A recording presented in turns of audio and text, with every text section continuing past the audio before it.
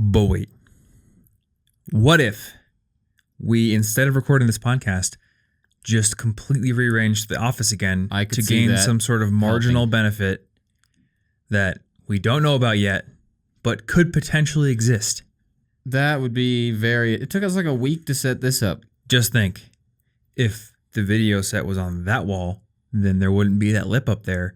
You can't see the lip. I could film videos on stilts. So I could be practicing my balance while filming videos. Huh? Okay. See? Okay. I mean, alternatively, I could just have the lip in the video because the video with me on stilts is already ridiculous and silly. You could still wear stilts if you get short stilts and then equip them so that you could put your knees into them. And then That's true. Then you're walking around on your knees on stilts. Remember what was it called? That board that balanced on a cylindrical tube? I know what you're talking about, but I don't know what it... I want to say Basu.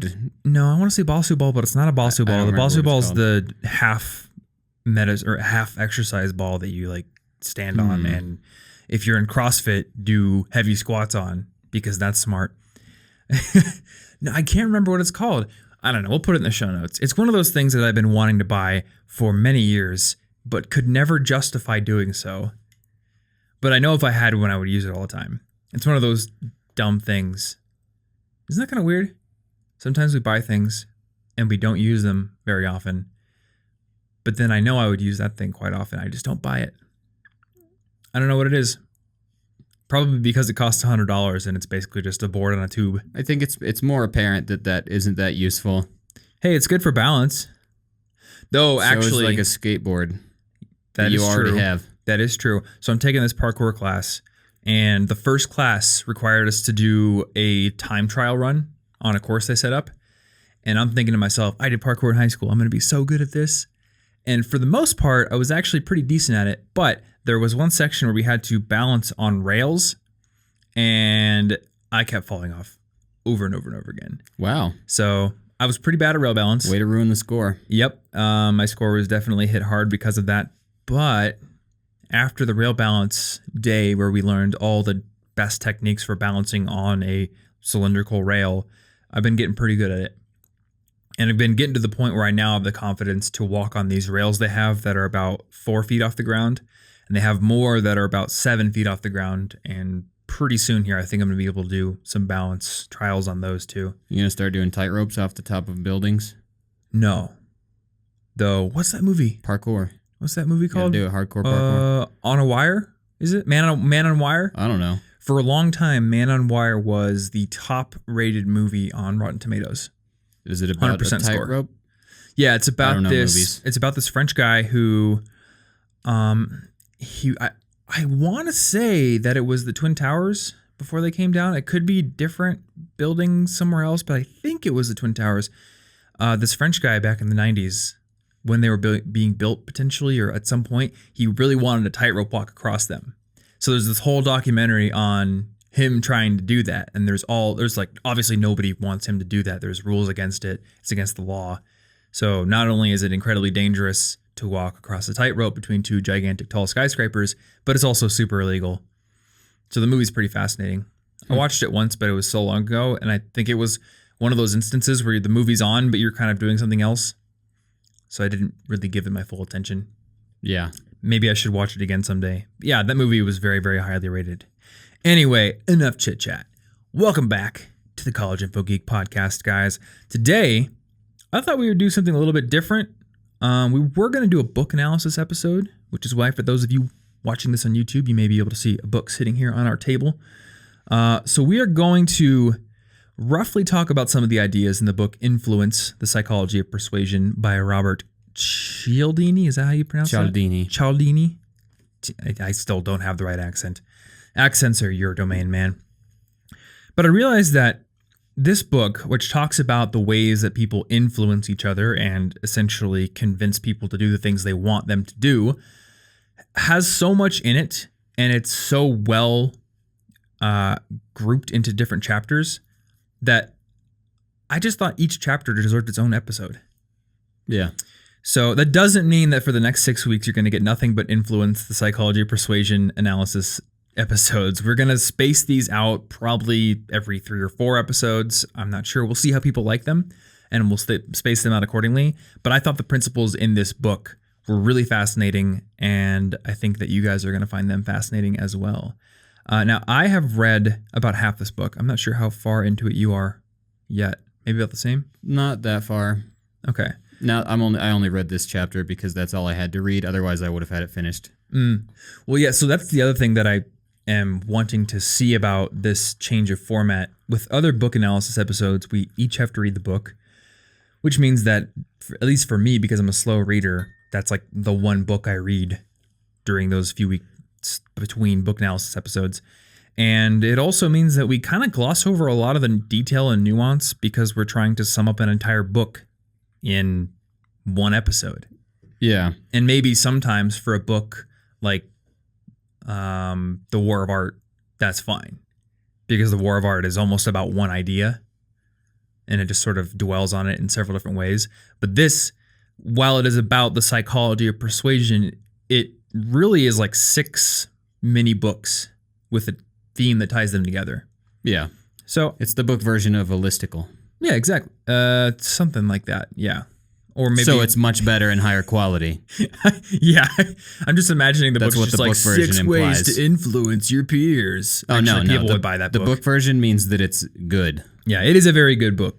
Now, you dug into this chapter much more recently than me. So for the most part, I'm going to let you take the reins in this episode and I like reins. Explain our first weapon of persuasion, which is reciprocity.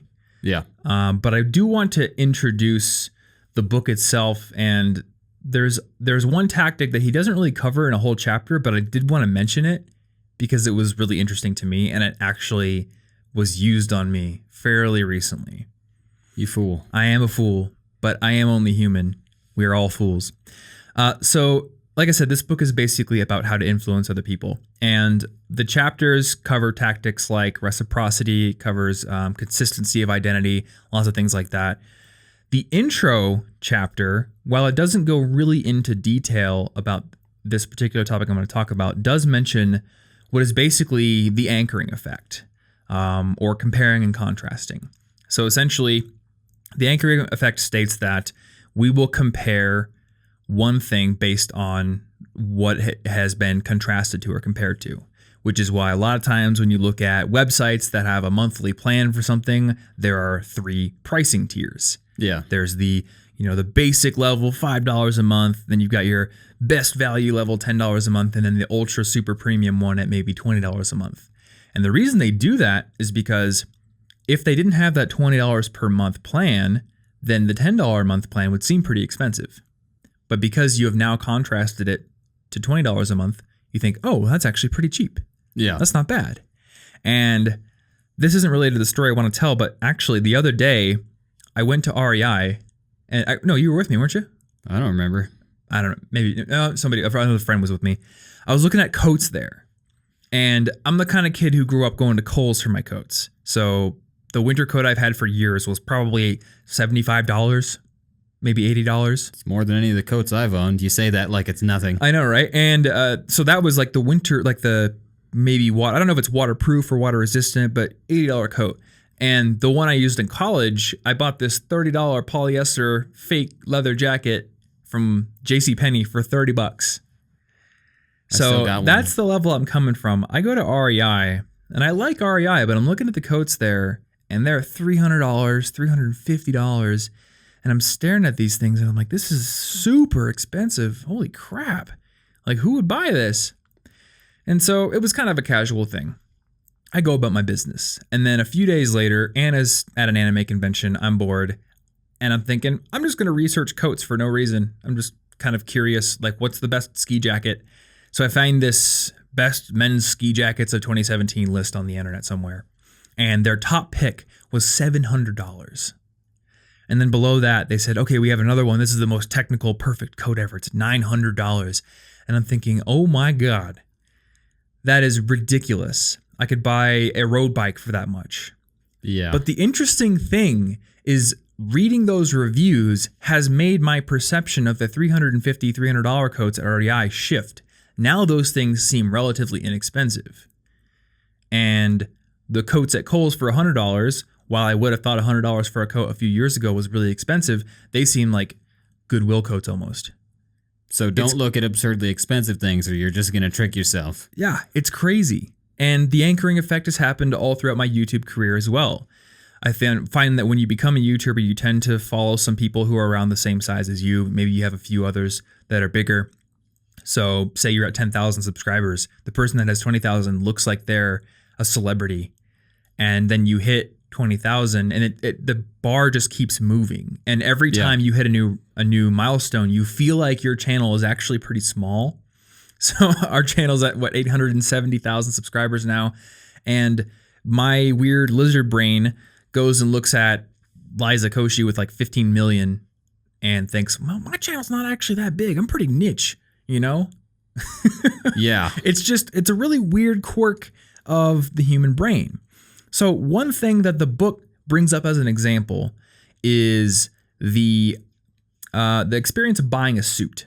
You go to Brooks Brothers or Men's Warehouse or wherever it is, they will always guide you to buying your suit before you buy any accessories.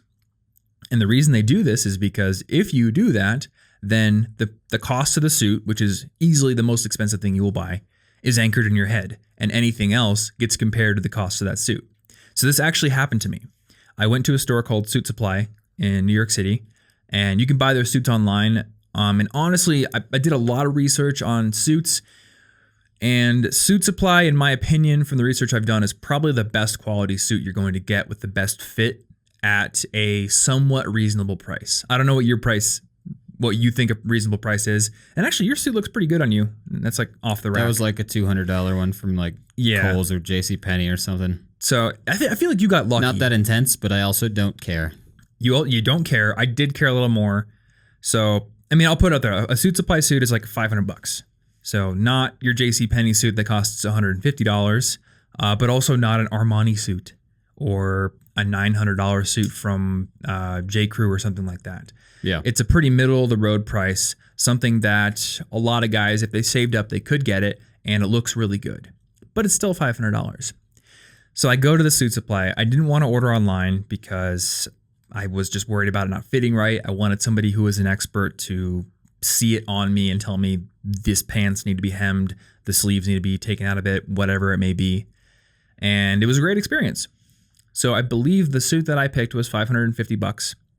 And I bought that. And as I'm getting ready to finish up the purchase, the salesman's like, do you want to look at ties and pocket squares?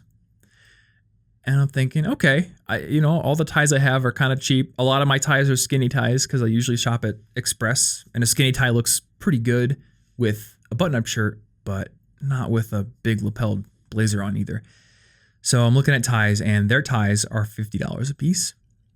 And their pocket squares are $50 a piece. It's a square. It's a square fabric. I mean, maybe it's silk fabric, but it's a square fabric. fabric. Like the microfiber cloth that you use to clean your screen and just put that in your pocket. You're not really wrong. That would work. But because I had the suit price anchored in my head already, and because I was enamored with the idea of getting this complete suit that was going to look awesome, I bought a $50 tie and a $50 pocket square. And it wasn't even like a sweet pattern or anything. It's a white silk pocket square. It's just a microfiber cloth. They just got you. Yep. So I increased the price overall from $550 to $650. And for that extra $100, I was given a square fabric and a tie. Now, it's a nice tie and it's a nice pocket square. And I think the ensemble looks pretty darn good. And I don't really regret buying it. But from a removed perspective, analyzing that purchase, I don't think that I would have sprung for the $50 pocket square if I had walked in and they said, hey, you want to look at pocket squares and then look at suits? I don't think I would have. No. Because I would have gone, that's insane. That's $50 for a square fabric. I probably would have left the store after I saw $50 pocket squares. This is too much. So, yeah, something similar happened. I wonder if...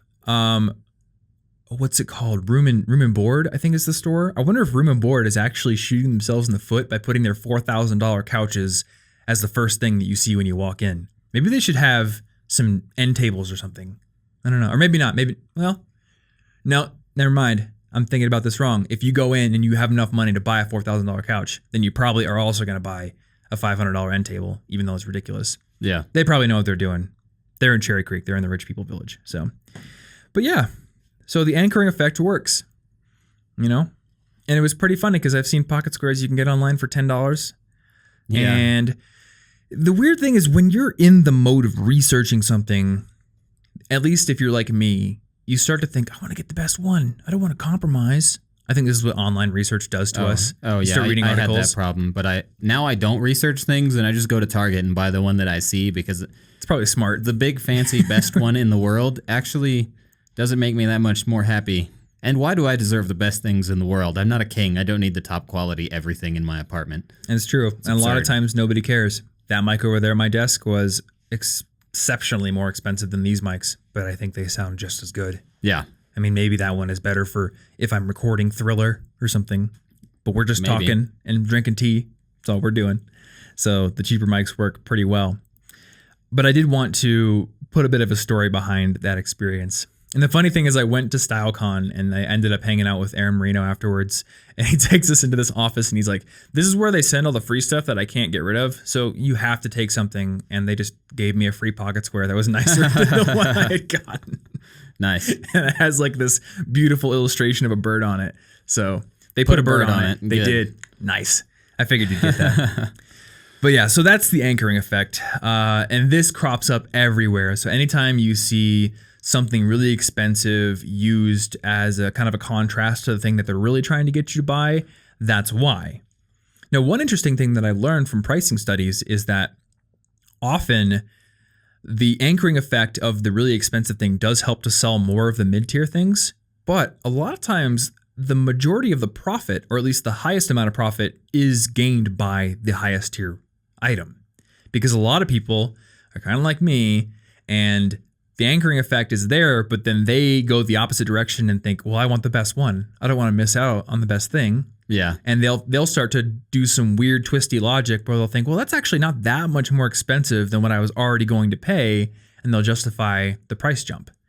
And the highest price thing is always the largest margin thing.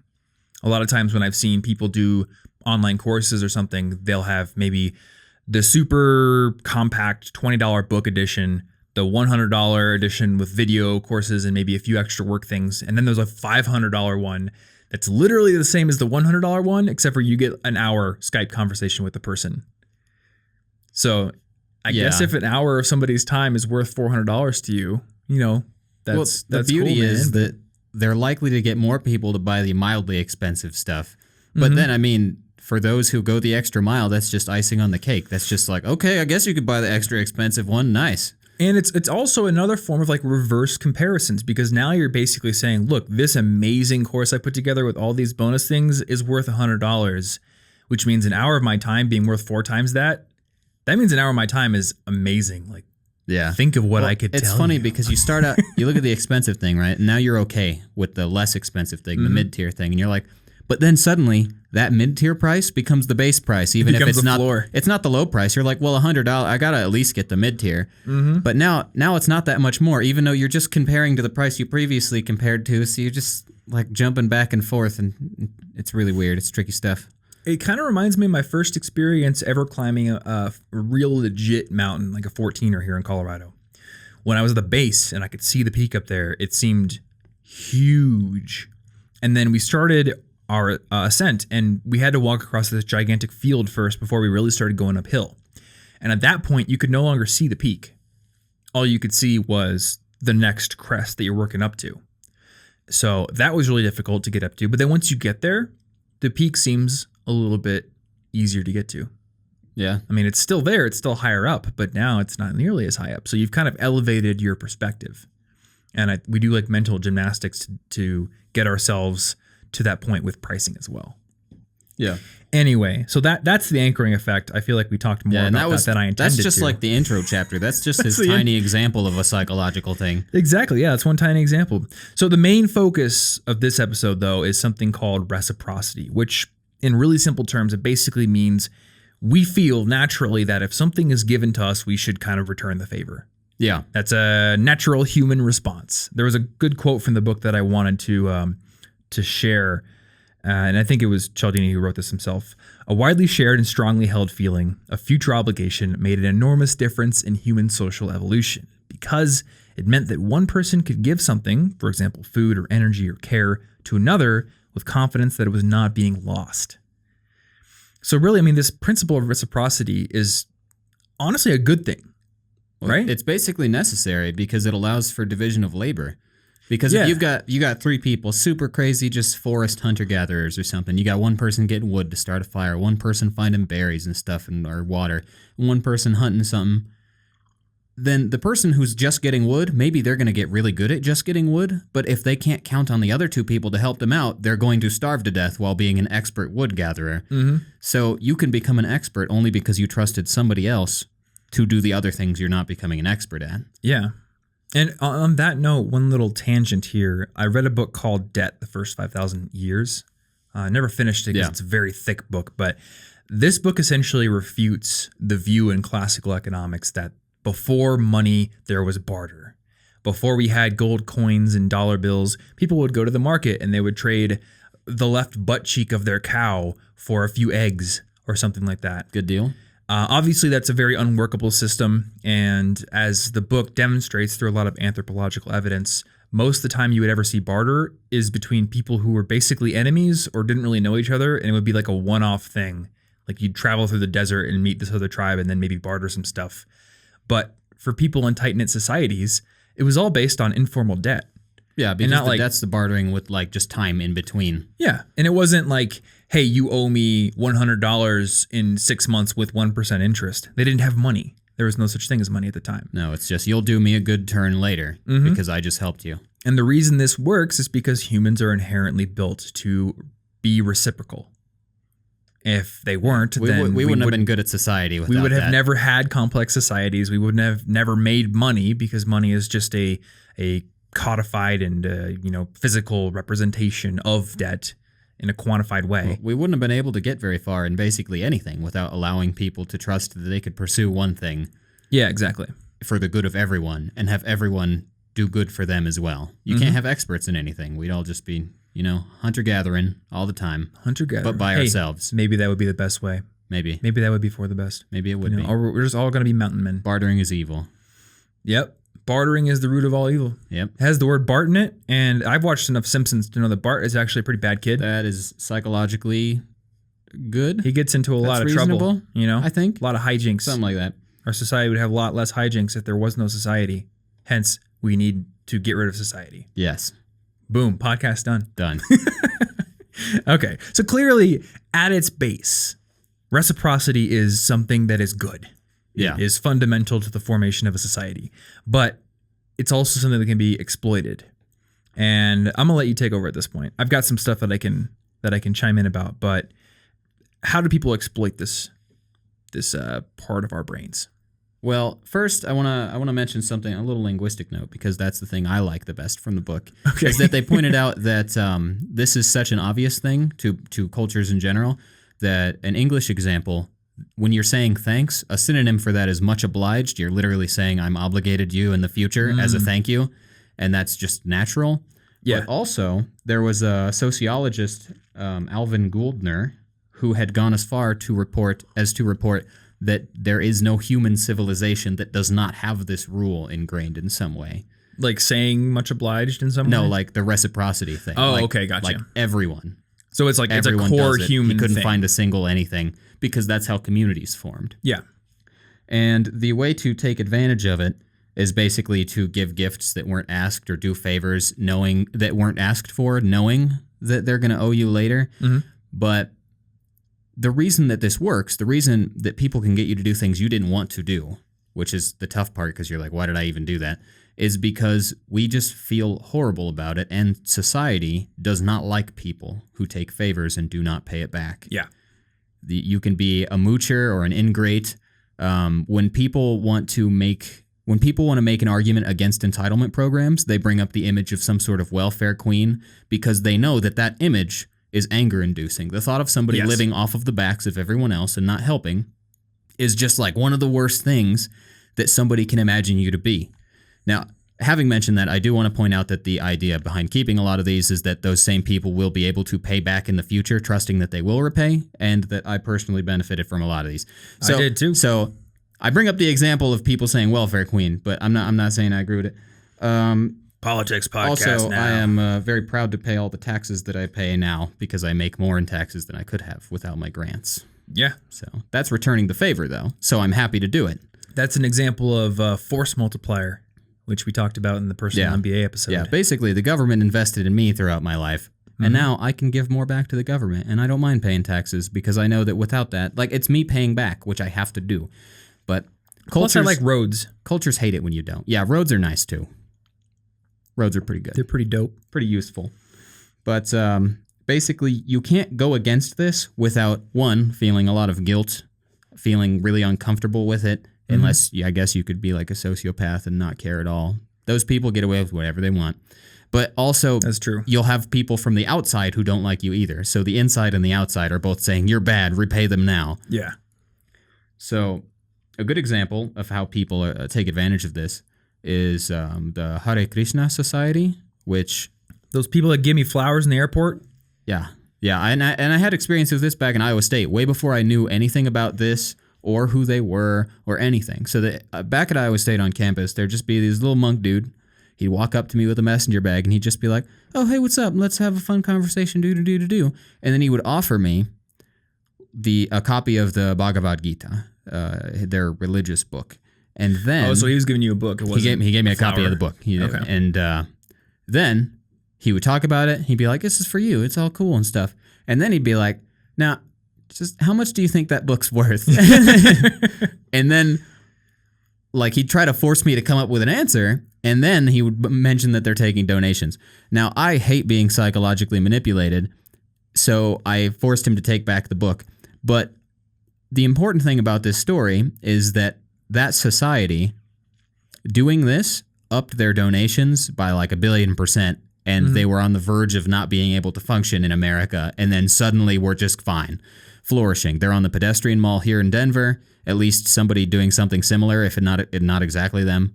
But notice that even though I did not like being psychologically manipulated, my tactic isn't to take the gift and not donate. It's to desperately return the gift at all costs so that I am not indebted to them still. And when I see them on the pedestrian mall and they're trying to hand out bracelets or something, basically, I try as hard as I can to avoid them. I'll do anything to avoid them or to avoid taking the things. My hands are full. I'm on the phone. I'll cross the other side of the street. Because taking the thing, even though I know what they're doing, makes me very uncomfortable if I do not donate back. And that's the thing about it, is it doesn't really matter if you like the person.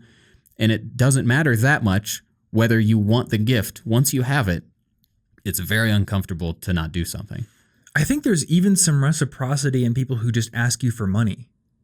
Because in a way, they're sort of putting a little bit of hope in you.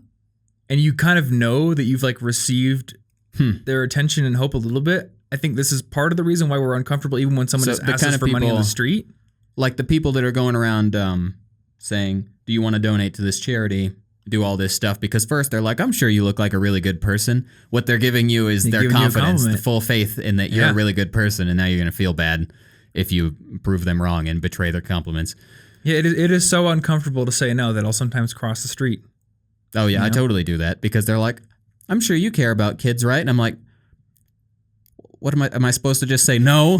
No, I don't care. Yep. Leave me alone. It's like one of those trick questions. It's uncomfortable. I just want to leave. Yep. I don't think this is reciprocity, but the whole donation thing got me thinking. You know how the Whole Foods sometimes asks if you want to donate to a certain thing while you're in line? Yeah. I always say no to that. But when they ask, do you want to round up your purchase? And then they say some charity and I have no idea what it is. Maybe you were expecting yes. them to ask for a bigger donation and now rounding up seems like nothing. I think for some reason there's like this psychological divide between just rounding up to the nearest dollar and actually choosing to part with another dollar. Maybe it's the fact that we think in terms of dollars. So if the purchase is $20.18, I basically feel like, $21 has been spent. Yeah. I'm not sure. Maybe there's another psychological tactic that we haven't gotten to in this book yet that covers it's in there that. somewhere. But I was really interested in that because I choose the charities I donate to. Well, that rounding month. up amount So- seems smaller the more you purchase. The contrast principle That's true. The is contrast at play there principle's because there. if you spent $20, what's 80 cents? Who cares? I But imagine if you I was- spent $1 and they were like Yeah. round up, it would seem like, well, I'm doubling the cost of this. And I maybe you always still see it wouldn't as, care because like- it's really not much, but Well, and the thing with Whole Foods is I always see it as like, okay, they're asking me for one, and I kind of, because my brain extrapolates, I kind of feel like, okay, now I'm gonna have to donate $1 every time I go to Whole Oh, Foods, yeah. which is like 3 times a day or something. That's the consistency principle, which we'll talk about in a future episode, yeah. because you kind of want to be consistent with the stands you've taken almost. But I would imagine if I was buying a car and they said, do you want to donate $1 to Teach for America or something? Okay. Can I leave? Just This $20,000 Sure. car, now it's $20,001. Okay, sure, why not? But yeah, whenever they ask me to round up, I'm just like, okay. I don't even think about it. Yeah. And it's silly to me because the reason I don't donate in line is not because I don't want to donate money. I just want to choose the charities I donate to, and I do research on them, and then I deliberately go through the act of donating. So when somebody's just like, do you want to donate to this organization you know nothing about because I've asked you to while you're trying to buy some peanut butter, I'm like, no. But for some reason, the rounding up, it almost feels like you had the money, so yeah, you can keep it. And I always donate my bag credit too. Oh yeah, I always donate. What do I would what do feel care like about, I 5 would cents? I feel don't really care. weird and greedy keeping the 5 cents from my bag credit. Yeah. I don't know why. It's 5 cents. It doesn't matter either way. So yeah, there's some weird psychological stuff that we can unpack here. Yeah. But I too have been solicited by people either from Hare Krishna or something You just else. got Krishna'd. You just got Krishna. When I was in Tokyo, I was in Akihabara going to an anime store or something, and this monk handed me yeah. this gold card with I don't know, some sort of religious figure on it. I didn't even look really. And I'm like, I don't want it. He like shoved it into my hands. He didn't ask me if I wanted it. He just, here. And then he asked for donation, and I felt the same thing. Yeah, that may not even be a real monk because I definitely heard about don't like think he fake was monks real. going for tourists. Yeah. So that they're like, ooh, look at all this cool Asian stuff I don't understand. Wow, sure, I'll donate to your thing. So they're just like, yeah, Yeah. I'm totally a monk. And I did stick out like a sore thumb there.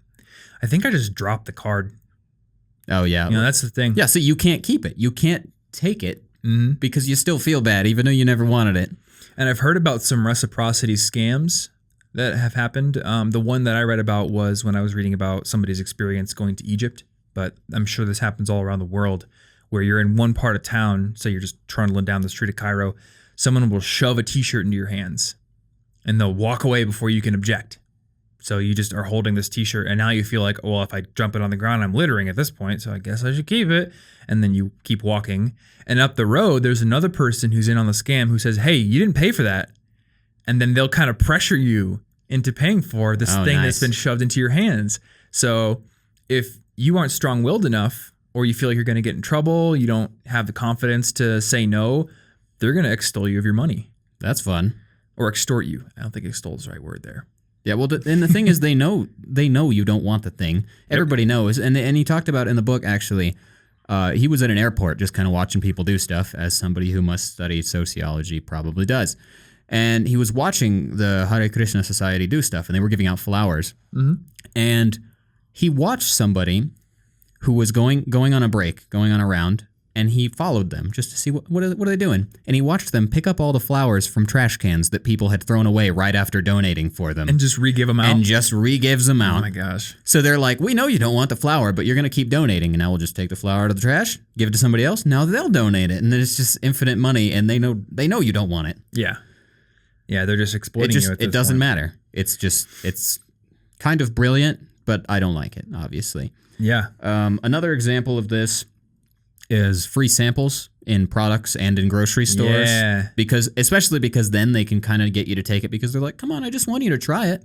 my It's just informational. Just try it. But then you're more likely to buy the product afterward in a grocery store, or they were saying that Amway does a thing where they like drop off these samples for 48 to 72 hours. just try it. It's no big deal. And then you're way more likely to buy some because you're like, well, I used some of that. Yep. So I should buy a bottle. And then they just take the same samples, they bring it to the next person, and then they do it. They're just like, it's brilliant. Free samples are clever because it's hard to say no to something where they can justify it. I watched Anna's mom get taken in. We were in Charleston, South Carolina for Thanksgiving last year. And one of the things you do in Charleston is you go to the main street.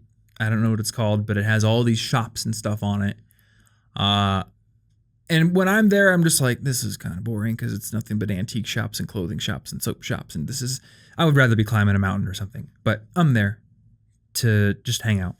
Yeah. And we passed this shop that's selling soaps and it's selling like this face cream that apparently makes you younger, of course, because that's science and all that kind of stuff. It's actually mushed banana. Just mushed up bananas. Rub it all turns over. out. And this guy comes out, and I think I had actually read part of this book around the time that this happened because I watch him offer up, like, he's like, hey, smell this. And then she says, oh, that smells really good. I can't remember what it was, but I feel like he like let her put some on her face or something. And I immediately realized, oh, this is reciprocity. And I could just tell immediately, this dude's a pro. He's such a pro. And Anna and I are just like, come on, let's go. Sometimes I'll do this thing where I say, we're actually meeting people over there. Because I'm a liar sometimes. I'm not sorry. I'm sorry, but I'm not sorry in certain cases. They're trying to manipulate you. Don't be sorry. Yeah. I mean, I try to be an honest person, but maybe I'm a bad person. Sometimes I lie to the people who are psychologically manipulating me. Well, sometimes that makes sense. If I'm like, hey, Tom, how do you feel about Wario? If you like him, I'm going to murder you. It's totally reasonable for you to say, no, I don't like Wario. That's fine. I'm not going to be like, you're a liar. You're a liar. Is it okay if I'm fond of him, but not like? I don't want to lie to you. I'm not lying. We are meeting people there. I'm just not telling you that we're meeting them in an hour. Yeah. So if you interpret that we need to meet them in 5 minutes, that's your problem. I don't know. This makes me sound like a sociopath, doesn't it? Well, I mean, you got to do something. It's okay. I took the psychopath test. Is that a test? There's a psychopath test you can take. Yeah. Because, I don't know, somebody was tweeting that you can take a test. And I was like, I'm curious about that. And sometimes I do. What does it say about you that you wanted to know whether you're a psychopath or not? It might mean I'm a psychopath. Honestly, I took the test and it was like, you're not a psychopath. Sometimes I wonder because in cases like that where I can tell somebody is clearly trying to manipulate me intellectually, I have absolutely no qualms with withholding certain bits of information to get out of the situation. So sometimes my brain goes, does that make you a psychopath, Tom? And then I went and took the test and the questions were like, do you feel no remorse for your actions? Do you not care about people? Do you do literally whatever you want impulsively without thinking about the consequences? And I said, okay, no, none of those are me. No. So maybe I'm just a little bit unscrupulous in certain things You're just that being don't actually insincere matter. with people who are being insincere. Haha, insincerity fight. Yeah. I will win this. There we go. Yeah, but so she didn't listen to us. She goes in the store. And of course, he's just like, I just want to show you this stuff. I just want to show it to you. You're under no obligation to buy anything. And Anna and I left because it was clear he was going to take a while. And we come back. And of course, she had bought stuff. Like $45 worth of stuff. Oh, there it is. Boom. All it cost was the tiny sample. I could tell. The guy was such a pro. I knew he was going to get her. And I was like, the only way you're going to get out of this is if you just say no initially. Because the further in you get, the more and more the reciprocity builds. He's giving me so many free samples. He's giving me all this free now information. I've wasted his time. I'm wasting his time. He's teaching me all this really cool stuff, you know? And now I don't know what to do. This is why webinars work. And I'm going to put this out there. I'm not going to go on the record and say I won't ever do a webinar because they're effective. But this is why webinars work.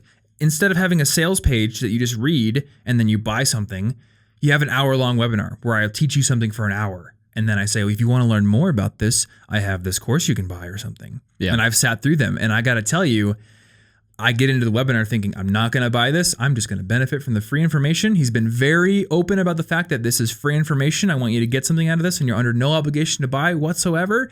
And yet at the end of the hour-long webinar, I was sitting there going, oh my gosh, I really want the thing he's selling. Can I afford it? And I didn't buy it because I realized it was useless for me at the time. But I think if I had been at a stage in my business where it would have made sense, I would have been far more tempted to get it. So, and I don't want to say that this is inherently bad because, truth be told, he did give me an hour of free information. I honestly benefited from that. Yeah. But the fact remains that that is actually a very powerful psychological tactic for getting someone to buy something because it enables reciprocity. Yeah, and even if you see it, you're in the store with the free samples, spending like an hour talking to them or something. Even if you're like, clearly they just need to sell me something, but then what you might start thinking, but they've given me so much time. Maybe they make money based on commission. Yeah. I don't want to waste their day. What if they're not going to make enough money today? I don't know.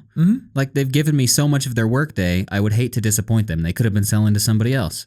Yeah, exactly. Totally. And I mean, to an extent, like what we do enables reciprocity. Sometimes we have sponsors on this podcast. This episode isn't sponsored, but sometimes we do. And to a degree, I think people are already listening. They don't want to quit listening, so they are willing to sit through an ad. And hopefully whoever we're advertising is a good product in the first place. But there is some degree of their willingness to listen to the ad that is bundled up in the fact that we're giving out free information. We're spending time to create it. No, because if we were just like, hey, you want to listen to this ad? Yeah, exactly. And I you get give this, something first. Like if I'm watching TV and I don't really care about the TV show and an ad comes on, I feel no obligation to keep paying attention. Yeah. But if it's a podcaster that I really respect and an ad comes on and they're the one voicing it and it's a product I haven't already bought, haven't heard about before, I'll listen to it.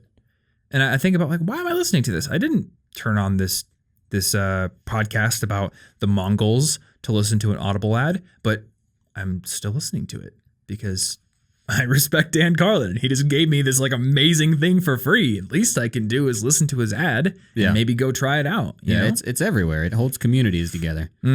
So I guess the main point here is that like reciprocity isn't inherently a bad thing. And when people use it to sell things, that is not inherently bad. It's like a spectrum, right? Yeah. I feel like there's nothing wrong with putting out some free stuff and then trying to use that as a little bit of leverage to make a profit on the thing you buy. That's a totally legitimate way to do business. But there comes a point where it's clearly manipulative. And Hare Krishna Society is a very good example of that. Yeah. The only reason they're giving you the thing is to pressure you into making a donation. I think that's really the cutoff. Is the thing you're doing for free meant to actually be a real, tangible, meaningful benefit to the person that you're engaging with? Yeah. If so, then the fact that you're using the reciprocity generated by that to hopefully make some money down the line isn't nearly as bad as if you're just literally trying to manipulate them. No, and the reciprocity rule is really valuable to society. That's why we keep it. Otherwise, it would have been cast aside at some point. It helps us, or else we would just be mad all the time about it. And actually, one of my favorite examples of it in the book involves some soldiers in World War I, where there's this German soldier who is basically their job was to crawl across, the little thing in between trenches, get into the enemy trenches, get the enemy so that they can interrogate him and stuff. Oh, yeah. Go get some dude. And so this guy who's really good at it gets sent over to capture another enemy soldier. He goes in, he drops in the hole with the guy, and the guy's holding a piece of bread, and he hands him some of it. And the German soldier then leaves, does not take him to, basically probably be yelled at for failing his mission because the dude gave me some bread. I can't capture and interrogate that guy. Yeah. It's just some bread. It's like nothing, but he was still like, but he was nice to me. It's crazy. It's like genetic programming that goes against the whole army that's ordering you to do something. Yeah. It's like intense. You want to be nice to people who are nice to you. And the scale is really, are they actually being nice to you? Because you can give a real gift and want something back. That's perfectly fine. Yeah. If you help your friend move, it's perfectly reasonable to hope that they will help you move later. And when they violate that, you're just like, why'd you do that? Yeah, I have a friend who I've helped move many times, and guess how many times he's helped me move? 0. And I remember that. Yeah, you remember it very specifically because it broke the rule. Mm-hmm. And the logical part of my brain thinks, it doesn't matter in the long run. It's not a big deal. He's still a good friend. But there's a part of me that's just like, he never helped me move. And I helped him move so many times. And I was so willing to do it. And not only did he not help me move, but he's like made excuses about it that were clearly dumb excuses. So I know he just doesn't want to put in the effort. Yeah. And it just irrationally makes me mad. Yeah, see, and it bothers you even though you didn't help him move planning that he would help you move later. You just helped him move. Exactly. You're just being a good friend. You just expect. It's natural to think, if I'm nice, you will be nice. Thank you. Mm-hmm. I want to give one example of the reciprocity principle that is put into action in, let's say, something nearing the more manipulative end of the spectrum here. And I want to show what it can cost you. And this is actually a pretty tame example with the numbers I've laid out here, but it's still a good one. So say you are going to buy a car, which I have done before. When you go to the car dealership, the salesman is going to be really nice to you. And a lot of times they're going to say, hey, you want a bottle of water? Do you want some coffee? Can I get you something? So maybe a cup of coffee is nice, but this is a reciprocity tactic because now you're a little bit in their debt if you accept the coffee. You feel it. So say you're buying a $15,000 car and you decided you want to buy it there and you decided to go with dealer financing. So you don't go to your bank and maybe you decide to go with dealer financing because they offer it and you kind of feel like you owe them a little bit. So you say, okay, I'm not going to be too much of a hard knuckle person. And they say, all right, we're going to go to the office. We're going to wrangle the numbers. We're going to see if we can get you the best rate possible. They come back. They're like, all right, we got a 5-year loan for you, 0 money down. You can drive off the lot today without paying. And it's just going to be a 3.5% interest rate. Okay. So for a $15,000 car at that length of a loan, that means you're going to pay a total of $16,373 for that car.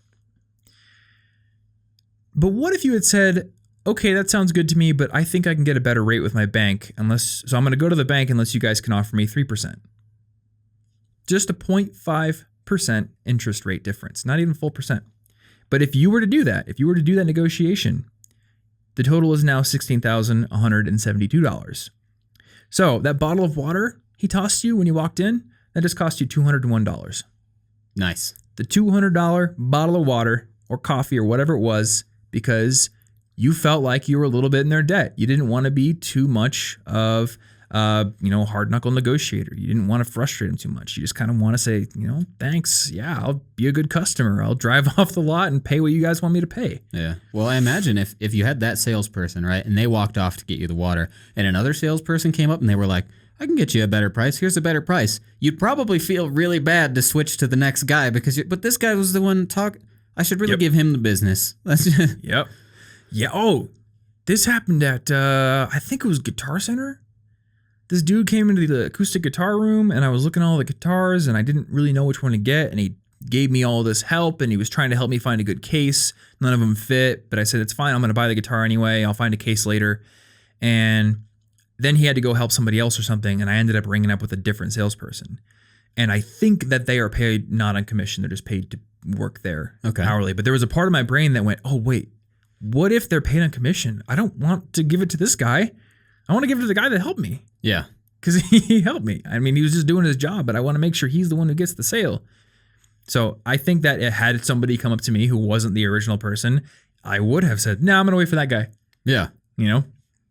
So that was everything I had written down here. Oh, wait, no, there wasn't. There was actually something from season 1, House of Cards.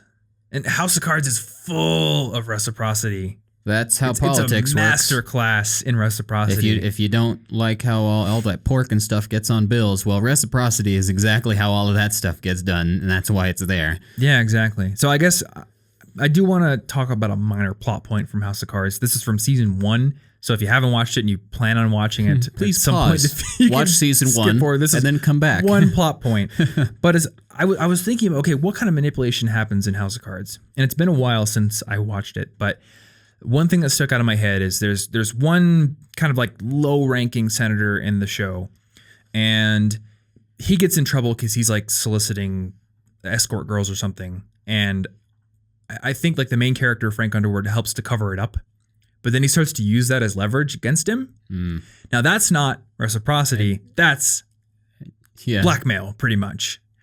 But what he does is he says, okay, I want you to basically close this shipping port in your district, because if you do that, it's going to free up money for this other guy that I want to give a favor to.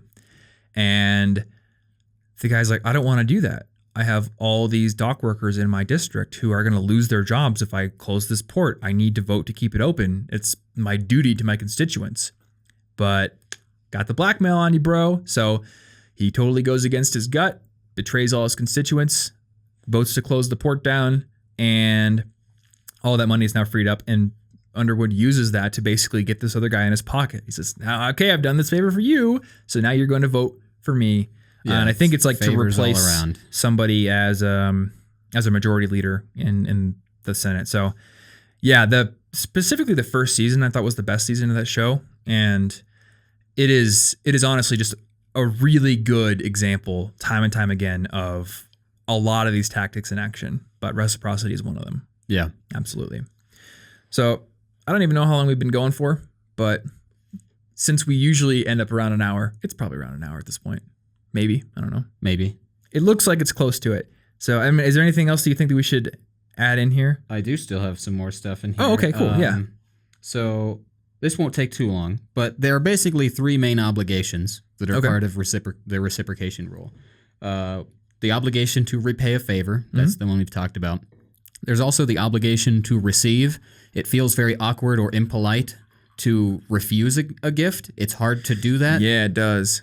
Like, if somebody wants to be nice to you, it's hard to just say, no, don't be nice to me. Maybe you're being manipulative. I hate you. It's really uncomfortable to be impolite and reject a gift. Yeah. So that works in anybody's favor trying to use this. But there's also the obligation to make a concession when another person has made a concession. And this is how the rejection then retreat strategy works. Okay. So an example that Cialdini gave that he personally experienced was a little Boy Scout that was like, hey, do you want to buy a ticket to the Boy Scout circus or something? It's $5. And he was like, no, because he didn't want to go. And then he was like, well, all right. Well, if you don't want to do that, how about these chocolate bars? They're like $1. And Cialdini doesn't like chocolate bars, and he does like money, as he points out. But he buys two of them. Like money too. He buys two of them anyway, because he's like, well, you gave up on one of the things you want, so I'll give up on one of the things I want, which is to not spend money right now. Yeah. And this is also important societally. We can't get rid of it because this is how compromise works. Otherwise, groups would either have to like kill each other or split apart every time they had a disagreement. Yep. Compromise has to happen. So when somebody concedes, you want to concede. And this only works if it's reasonable. Like if I say, hey, Tom, give me $1 million, and you're like, no. And I'm like, okay, could I have 500? You're going to be like, you're stupid. Like it's obvious I'm not being genuine. It just reminds me of when Clyde would say, Tom, can I have $30,000 to pay off my student loans? And I'd say no. And then he says, okay, well, then can I have $2, $3, $5,000? Yeah, it's very tricky stuff. It's just $5,000, but 2, 3 of them. I like to call that. I don't know what I call that. That's not a psychological principle. That's just weird multiplication grouping. That's just nothing. Brain logic or brain gymnastics. But yeah, that makes a lot of sense. Yeah, like you want to give up something when somebody gave up something, and this is how lots of things work because you want to sell the higher thing, knowing that they're not going to take it, and then they're going to buy the thing that you actually wanted to sell them the whole time. So this works great in all of those store situations. If somebody were to show you like a $3,000 table, and obviously they know you don't want it. They know you don't want a $3,000 table, but now you're thinking about the $3,000 table. Or actually, when I went to look for pianos, I looked at the top of the line stuff first. That's what he wanted me to look at. And I love pianos, so I don't care that he's using sales tactics. But you look at the expensive stuff first, and then they're like, okay, well, what about this one then? And they have to phrase it in a way that sounds like they're conceding. Like, okay, I won't get what I want, but what about this one? Like, they're still trying. If they don't make it sound like it's a concession on their part, it won't have the same effect. Yeah. But they start at the expensive stuff, then they concede, then they go to the other stuff, And then you're more likely to concede, not only because of the contrast principle, but because they've given up something that they wanted, and now you feel more likely to do that in return. Yeah. And this works great for them because also it doesn't really matter which one you do. If you get either of them, they win. Yes, they do. They still make a sale. I mean, maybe they don't make the same margin on that, but they're still making a sale, and they're getting you as a customer, which, as we will talk about in the next episode in this series, it is so much easier to keep a customer buying time and time again than it is to find a new customer, not only because it costs time and money to go out and find new customers to convince them that your service is good, but once I become a purchaser of Apple products, now I'm the kind of person that buys Apple products. Yeah. And, you know, I like Apple products, but there's a part of me that's just like, I'm not an Android person. I don't do that. I'm an Apple guy through and through. Yeah. Red-blooded Apple purchaser, you know, and that's just psychological programming. Yeah. Pretty much. That's just part of being human. Now, they have one example for the rejection then retreat strategy that I want to talk about before we're done here, because it's a cool example. They got a little study where two people are sitting at a desk. One of them knows it's a study and they're doing what they're supposed to, and the other doesn't. And it's a lump of money. They have to agree on how much money each person gets, or none of them get any money. So the people that were most successful were the people that started off asking for, obviously, the large amount of money. I want all the money, and then slowly being worked down to a reasonable amount. And they still ended up with more money on average than everyone else. So did they end up with more than 50%? Mm-hmm. So basically they said, I want all of it. And then they still get most of it. Okay, how about 80? But the tricky part here, the really cool part here, is that the person who is on the receiving end of this trick ends up feeling really invested in the deal, because the people at the end of this study felt the most responsible for it. They felt like, I whittled them down. And I got $20. They felt like I got him to agree with me. I worked him down from his ridiculous demands. I'm an expert negotiator. But they were duped the whole time. And it's like brilliant, because you win regardless of where they stop for the most part, as long as you get the medium thing that you really wanted. Yeah. The comparison thing, the contrast principle, helps them also to agree. And for some reason, they think they're outwitting you because they helped get you to agree to a lower thing than what you wanted originally. Gotcha. Which it's just absurd when you think about it. So you're saying, it works. If our listeners send $70 to our P.O. box, they've actually outwitted us because we wanted $100. Yeah. Yeah, they got us. That's pretty smart. Yeah, at least I gotta say. Hey, I walked into that piano store, and you know what? He wanted me to get that $8,000 one, but I was like, no way, sir. I'm going to get the $3,000 one because you can't pull the wool over my eyes. It's like weird, but you get invested in it like you won. So that's probably one of the most effective ways to use. I'm trying to think if this happened to me recently. I don't know. Well, I did end up with a $400 pair of skis, and I felt good because I didn't buy the $550 pair of skis. I do feel like the salesman wasn't really trying to be that pushy or manipulative at all, but maybe that's the point. Oh my God. Maybe it is. I honestly don't know. I mean, it's not like everybody's always using this all the time, because the contrast principle already helps. Yeah, it's true. But in cases like that Boy Scout, it's more evident that you're going to sell way more chocolate bars if you start with the big thing that they don't actually want. But if you started selling chocolate bars and then we're like, okay, well, if you don't want a chocolate bar, how about the expensive thing? You'd be like, no, it's more expensive. And also, you're just asking for more now. I said no. But if you're asking for less, it feels like you're whittling them down. Yeah. It's like, oh, man.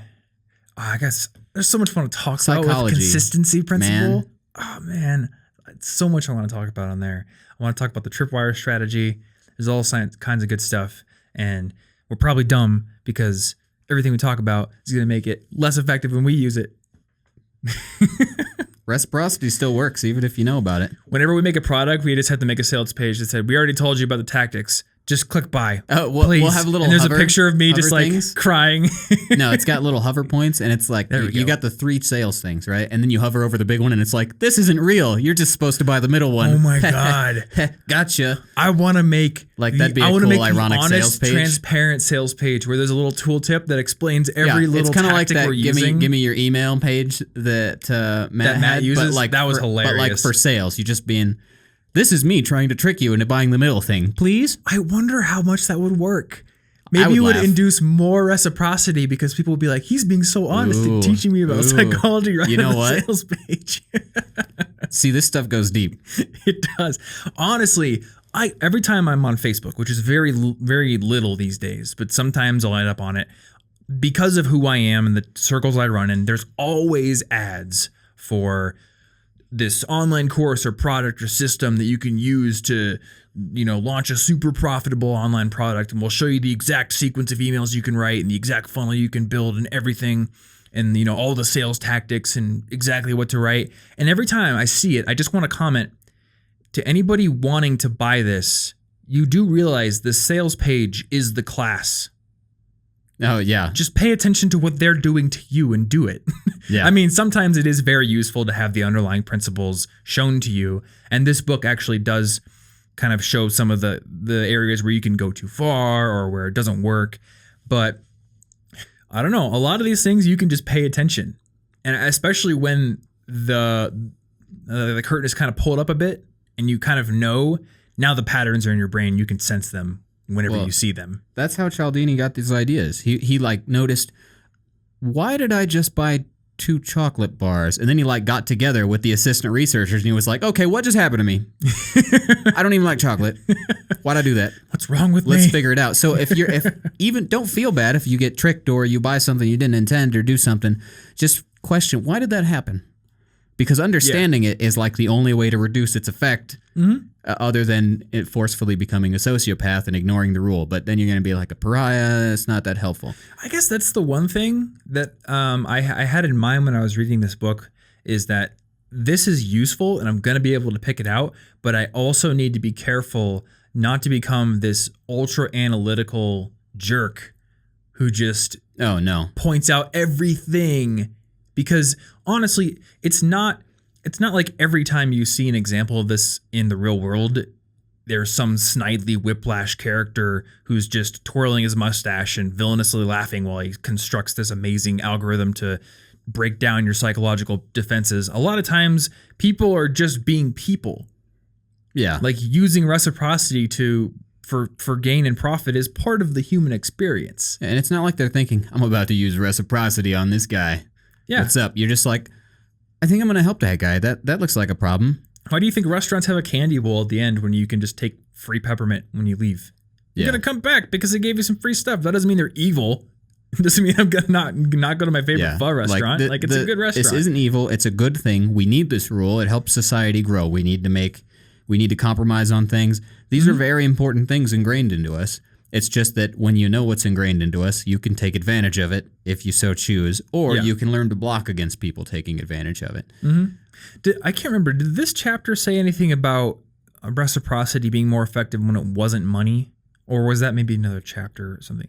I feel like there was something in the book about how whether it was more or less, but the German soldier bread example wasn't money. Yeah, a real gift is more effective than a gift of money because there's actual people are probably more suspicious about money at this point, just because there is capitalism. There's a lot of stuff. Well, one thing I think of is a lot of companies have so-called sweet benefits, like we get a ping pong table in our break room, and you get $20 a month in credit that you can go buy on the Kindle store. I've seen some companies that will give their employees $20 a month to buy Kindle books, and all I think when I see that is, how much are you reducing my salary to offer me these benefits? I wouldn't doubt that does work better because it feels like the difference between me finding something that really makes sense for you as a gift and me just handing you $20 and saying happy birthday.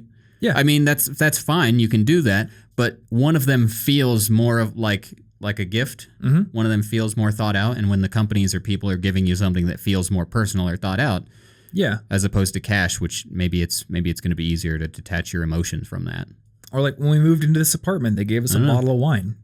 Yeah. And that felt really nice. And until it was bad wine. It was bad wine. They probably should have, rotated the wine and not just had wine they had That was actually trying to get you to leave. It was reverse reciprocity. Maybe it was. I don't know. But get out of here. If you think about that from an analytical standpoint, you could have reduced my rent by $100 a month and I could buy a lot of wine. But I feel pretty okay paying what I pay in my rent. And I felt pretty good that they gave me wine. Yeah. Until I opened it. It just feels it's easier to emotionally connect to other stuff. You appreciate it. And remember, you guys, Like- you and Ashley were so excited to drink that wine they gave you. You waited until the apartment was like perfectly set up. It was that one bottle of wine they gave you was like and a I special love free thing. food. If somebody buys me a free meal or if I get free food somewhere, I'm like, nice. I just ate lunch for free, but it was like $10. Like it's not that big of a deal normally, but because it's the food, if somebody gave me $10 or somebody just bought me lunch, I would love the lunch. I'd be excited about the lunch, and the $10, I'd be like, what? Okay, I guess I don't know what I'm going to do with this. Yeah.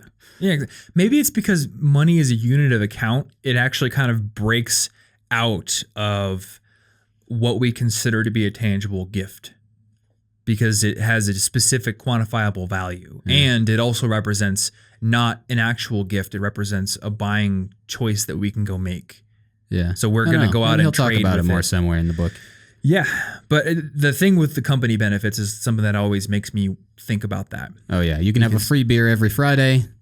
Yeah. That's like or the WeWork that we were working $2 at. You know, it's free beer on tap and free kombucha, but you're paying $3.50 a month for it. But I still loved the free kombucha when we were there. I was like, this is awesome. I think an office that charged us $300 a month and we had to go buy our own kombucha would feel less cool. Yeah, it would probably have a harder time selling us on it. Yep. And fruit water with fruit in it. It's so cheap, but I love it. I was like, they have fruit water. This is so cool. It's delicious. You know? And had it not been for the really long commute, I'd probably still be working there. But, so there's a lot of stuff in here. You know, we got the obligation to repay, the obligation to concede. Lots of things. Reciprocity's pretty cool. Yeah, and so I think this idea was successful because, as you can see, one chapter of the book has easily filled an episode. Oh, yeah, that would have been a problem trying to run through all 6. That would have been just like, so there's also reciprocity, so like, don't buy the chocolate. Next lesson. Well, what I want to do is at some point I want to make a video that summarizes all of them. And we actually have an article on the site that does it, that Ransom wrote a while ago. So I think I'll just adapt that article into a video. But then in the video I can say, hey, do you want to learn more about one of these? Because we will have 6 episodes that will go in depth, one on each one. So I think it's going to be a pretty good series. The one thing that I wanted to sum this episode up by saying is reciprocity, again, is a human thing. It's something that's going to happen all the time. It's not something to be avoided, but the hope here, and this is going to apply to all the tactics, is that by exposing how people use it to manipulate you, you're going to be able to actually perceive when it is happening in the real world. And that doesn't mean that you need to run the other direction every time, but it does mean that you need to be a little bit more rational in making your buying choice. Ask yourself, am I buying this because this is actually a fair exchange at a fair price and it's something I really want? Or am I buying this thing, or am I buying it in this particular situation or at this price or from this person because I feel like I owe them something? And then from there you can make your decision. Yeah. Sometimes they were so good that it's fine to feel like you owe them something. I've had salespeople who were so helpful, I wanted to give them money, and I felt not bad at it at all. Even when I analyze it, there were certain people. I just bought shoes the other day, and the guys there were super helpful, and they gave me all this advice, and maybe I could have bought the shoes for $20 less on Amazon, but you know what? Jeff Bezos isn't coming to my house and showing me how to properly care for my boots. So there's certainly a virtue that you can find. It's just tied up in reciprocity. Yeah. So, do with it what you will, I guess. Please don't be evil with these tips. Yeah. Thank you. Yeah. Okay, thanks. Here we go. We'll try not to be evil. You don't be evil. That's the favor that you can do to us. And in return for this information, don't be evil with it. Yeah, don't be evil with it. And also realize that if we ever sell something in the future, we're probably going to use these things because it's smart to do so. Oh, I'm going to use it in the most disingenuous way possible. I'm evil. I do actually want, at some point, I want to do... I like that fake sales page that's just blatantly honest. No. I want to do a real sales page that sells a real product, but then it's just... Like maybe we'll A/B test it. Some people get sent to the really honest one where it has just little tooltips. I want to do it. Yeah, no, that sounds cool. I'm definitely doing it. And it's something that I should tell Matt to do as well because it would be perfect for Money Lab. It sounds wonderful. I don't know. Maybe he has already done it. I'll have to ask him. Anyway, guys, hopefully you enjoyed this episode. Let us know what you think in the comments on the YouTube channel if you watch this on YouTube, or you can tweet us. We'll have our Twitter links in the show notes section for this episode. And this is episode 186. So if you're listening to this, cigpodcast.com/186 is our show notes link. And if you're watching this on YouTube, then the link is down in the description and you can click your mouse button or your nose if you're using your phone, or, smash your face into your phone, whatever. Yep. It'll all work. It'll get you there.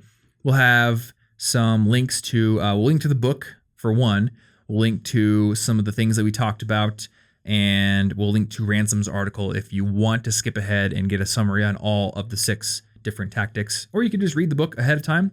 Actually, one thing that I was thinking about is this is one of the first instances where we can almost give people some advance warning and they can kind of read the book along with us. Oh, yeah. Because usually we just read the book and then we do the episode, but with this one, it's going to be ongoing. So if you want, you can read Influence and then you can follow along and see if what we say is a good analysis of it. Yeah, or tell us we're liars. Or tell us we're stinking, dirty, rotten liars and thieves.